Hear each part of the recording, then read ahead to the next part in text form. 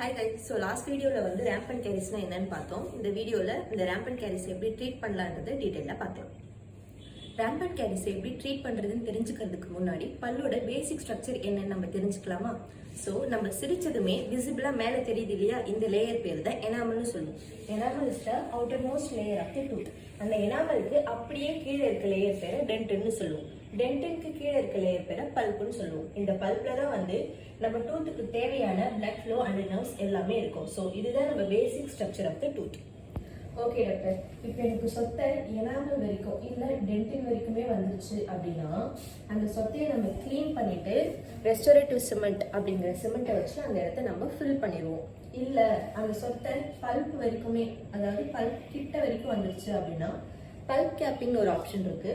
Bulb capping பண்ணிட்டு, அதாவது நம்ம டெம்பரவரியா சிமெண்ட் வச்சு 45 டேஸ் கழிச்சு அதுக்கப்புறம் பெர்மனன்ட் ரெஸ்டோரேஷன் அதை நம்ம மாத்திக்கலாம். இல்ல அது வந்து நம்ம பல்ப்பையே வந்து டச் பண்ணிருச்சு அப்படின்னா வேற ஆப்ஷனே இல்லை, நம்ம வந்து ரூட் கேனால் ட்ரீட்மெண்ட் பண்ணி கிரவுன் போடுற மாதிரி இருக்கும். இல்ல டாக்டர் எனக்கு இந்த அப்படியே தலைப்பகுதியே ஃபுல்லா போயிடுச்சு அழிச்சிருச்சு அப்படின்னா நம்மளுக்கு கிரவுன் வைக்கிறதுக்கு சப்போர்ட் எதுவுமே இல்லை இல்லையா, ஸோ பல்ல நம்ம எடுத்துதான் ஆகணும். ஓகே டாக்டர், இப்போ அந்த பல்ல எடுத்துட்டோம், எல்லா இஷ்யூவும் கிளியர் ஆயிடுச்சான்னு கேட்டீங்கன்னா அதுதான் இல்லை. குழந்தைங்களுக்கு பால் பல் ரொம்ப அவசியம். ஏன்னா அந்த பால் பல்லு தான் இந்த பெர்மனன்ட் பல் வளர்றதுக்கு வழிகாட்டியா இருக்கும். இப்போ இந்த பால் பல்ல எடுத்துட்டோம்னா மற்ற பல்லெல்லாம் அந்த ஸ்பேஸை மூட ஆரம்பிச்சிடும். அப்படி மூட ஆரம்பிச்சிச்சுன்னா பெர்மனன்ட் பல்லுக்கு எந்த சைட்ல வந்து முளைக்கணும்ன்ற வழி தெரியாது, பொசிஷன் மாறி முளைச்சிடும். அதனால அந்த ஸ்பேஸை நம்ம மெயின்டைன் பண்ணி வைக்கணும். இந்த ஸ்பேஸ் எப்படி டாக்டர் மெயின்டைன் பண்ணலாம் அப்படின்னு பாத்தீங்கன்னா அதுக்கு தான் ஸ்பேஸ் மெயின்டைனர்னு ஒரு ஆப்ஷன் இருக்கு.